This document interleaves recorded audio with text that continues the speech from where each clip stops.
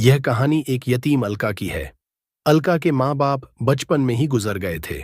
अलका का सिर एक भाई और भाभी लक्ष्मी थे। लक्ष्मी एक इंतहाई जालिम औरत थी।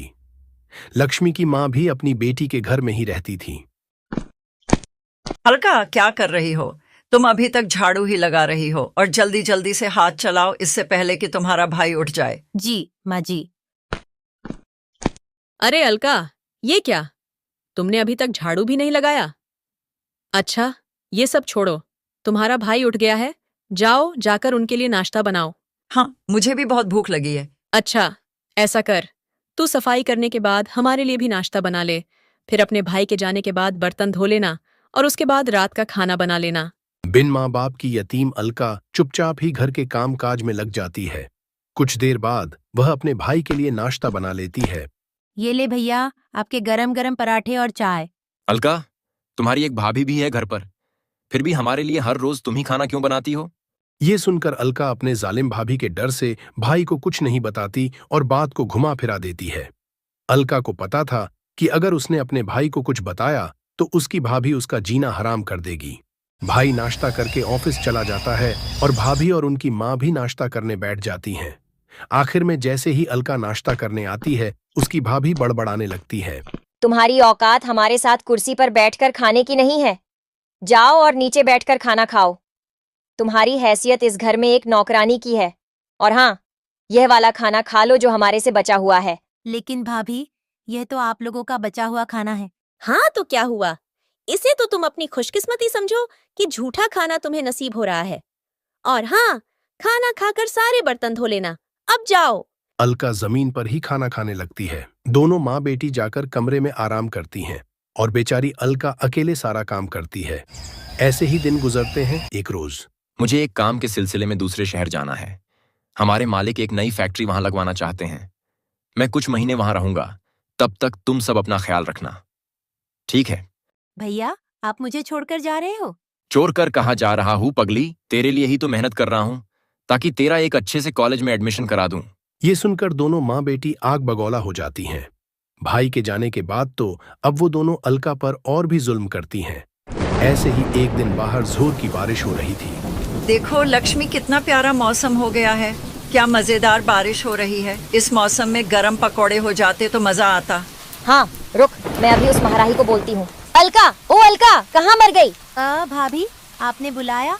वो मैं सफाई कर रही थी। अच्छा, ठीक है। चल, अब जल्दी से हमारे लिए गरम गरम चाय और पकोड़े बनाकर ला। अलका रसोई में जाते ही पकौड़े बनाने लगती है। कुछ देर बाद कहें, मैं पकोड़े में नमक डालना तो भूल नहीं गई। एक बार चख कर देखती हूँ। अलका जैसे ही एक पकौड़ा चखने लगती है, तभी वहाँ उसकी भाभी लक्ष्मी आ जाती है। बदतमीज, हमें झूठा खिलाते हो। आज देख, तेरी खैर नहीं। ये कहकर लक्ष्मी उसकी खूब मारपीट करती है।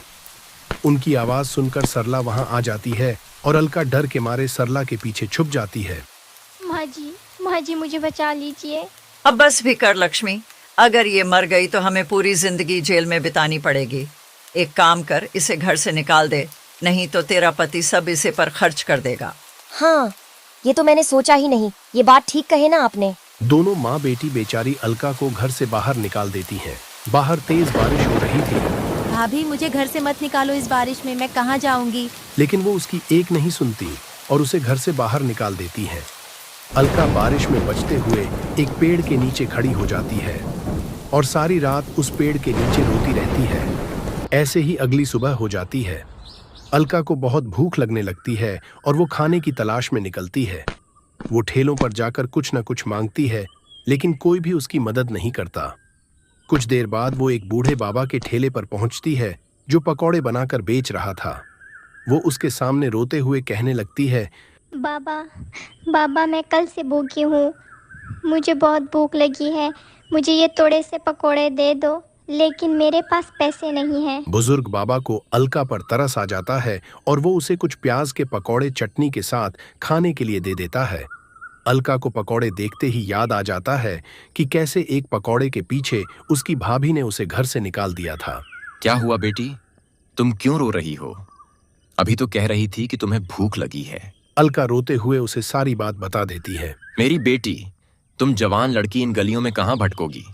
इससे बेहतर होगा कि तुम इस गरीब बाबा की झोपड़ी पर चलो और मेरी बेटी बन जाओ। ऐसे ही कुछ दिन गुजर जाते हैं और अब अलका उस बुजुर्ग बाबा के घर पर रहकर उसके खाने का ध्यान रखती है। लेकिन एक दिन बुजुर्ग बाबा की तबीयत खराब लगने लगी। अब उसकी जगह अलका उसके पकौड़े का तला संभालने लगी। अलका पकोड़ों के साथ हर किस्म के पकोड़े बनाने लग जाती है, जिससे उसके तले पर ग्राहकों की भीड़ बढ़ जाती है। गर्मा गर्म पकोड़े खाने के लिए अब उसके तल्ले पर लोगों की लाइन लग जाती है। तभी मौसम बहुत प्यारा हो जाता है और इस सुहाने मौसम में भला कौन इतनी वैरायटी के पकोड़े नहीं खाना चाहेगा। अरे ओ पकोड़े वाली, मेरे लिए भी एक प्लेट प्याज के पकोड़े बना दो। और मेरे लिए मिर्च के पकोड़े। इस तरह से उसके पास ग्राहक भीड़ लगना शुरू हो जाती है और जो भी उसके पकोड़े एक बार खाता है वो बार बार जरूर खाता है। चलो अच्छा है कि मेरे बनाए हुए पकौड़े सब कस्टमर को बहुत पसंद आ रहे हैं। अगर मेरा ये काम ऐसे ही चलता रहा तो मैं जल्द ही एक घर बना लूंगी। ये सब सोचकर अलका बहुत खुश हुई। अगले दिन वो फिर अपना तैला वहां लगाती है, लेकिन एक रोज तेज तूफान आने की वजह से उसके तैले की छत उड़ जाती है और बारिश की वजह से सारे पकौड़े खराब हो जाते हैं। सब खत्म हो गया। इस बारिश ने तो सब खराब कर दिया। इस बारिश ने जो एक तरफ अलका को अपनी रोजी रोटी कमाने से भी गिरा दिया था, जबकि वहीं दूसरी तरफ उसकी भाभी और उसकी माँ पिज्जा और बर्गर ऑर्डर करके मजे से बारिश का लुत्फ उठा रही थीं। उधर रोते हुए अलका अपनी झोपड़ी पर जाती है, जहाँ सारी झोपड़ी में पानी भर गया होता है। अलका अपनी बदकिस्मती पर रोते हुए झोपड़ी से सारा पानी बाहर निकाल देती है। कुछ देर बाद वह उस बुजुर्ग बाबा की ओर देखती है। नहीं, मैं इतनी जल्दी हार नहीं मान सकती। बारिश में तो लोग पकौड़े के दीवाने होते हैं। ये बरसात का मौसम तो सबसे अच्छा मौसम है कमाई करने का। अगर मैं पकौड़ों के साथ चाय भी बेचूं तो अच्छा हो जाएगा। अलका ने हिम्मत नहीं हारी और अपने ताले को ठीक कर दिया। उसने एक बड़े से तरपाल के नीचे चाय और पकौड़े बेचने शुरू कर दिए। बारिश में लोग उसके तरपाल के नीचे पकौड़े खाने लगे। इसी तरह कुछ दिन गुजर जाते हैं और अब अलका दिन भर में 5,000 रुपए कमाने लगी है। एक रोज अलका का भाई कार से जा रहा था, तभी उसकी नजर उस टीले पर पड़ी। अरे, ये तो अपनी बहन अलका है, लेकिन ये यहाँ फुटपाथ पर पकोड़े क्यों बेच रही है? वह अपनी बहन अलका के पास जाता है। अपने भाई को देखकर अलका रोने लग जाती है। भैया, आप मुझे छोड़कर क्यों चले गए थे? देखो, आपके बिना मेरी हालत कैसी है। लेकिन बहन, तुम्हारे ये हालात कैसे हुए? इसके बाद अलका ने सारी बात अपने भाई को बता दी। अलका का भाई गुस्से में घर आता है। लक्ष्मी, लक्ष्मी, कहाँ हो तुम? अरे, आप वापस आ गए? रुकिए, मैं अभी आपके लिए पानी लाती हूँ। लेकिन तुम क्यों लाओगी? अलका कहाँ है, उससे कहो ना। अब मैं आपको किस तरह कहूँ? उसने तो हमें शर्मिंदा ही कर दिया। वो किसी लड़के के साथ भाग गई। ये सुनते ही अलका का भाई बहुत गुस्सा हुआ। शर्म नहीं आती तुम दोनों को? बहुत ही बेशर्म औरत हो तुम। तुम लोगों की वजह से आज मेरी बहन को पता नहीं किस किस तरह से अपना पेट पालना पड़ रहा है। और सुनो, तुम दोनों के लिए मेरे घर में कोई जगह नहीं है। अगर फिर यहां दिखाई दी तो मुंह तोड़ दूंगा। अब जाओ यहां से। उन दोनों माँ बेटी को अपनी गलती का एहसास हो जाता है और अलका से माफी मांगती है। और इसके बाद अलका उन दोनों को माफ कर देती है, जिसके बाद अलका उस बूढ़े बाबा को भी अपने घर ले आती है और अपने पकोड़े के बिजनेस को और भी बढ़ा देती है। वो एक बड़ा सा होटल खोलकर उसमें पकोड़े बेचती है और खूब पैसे कमाती है।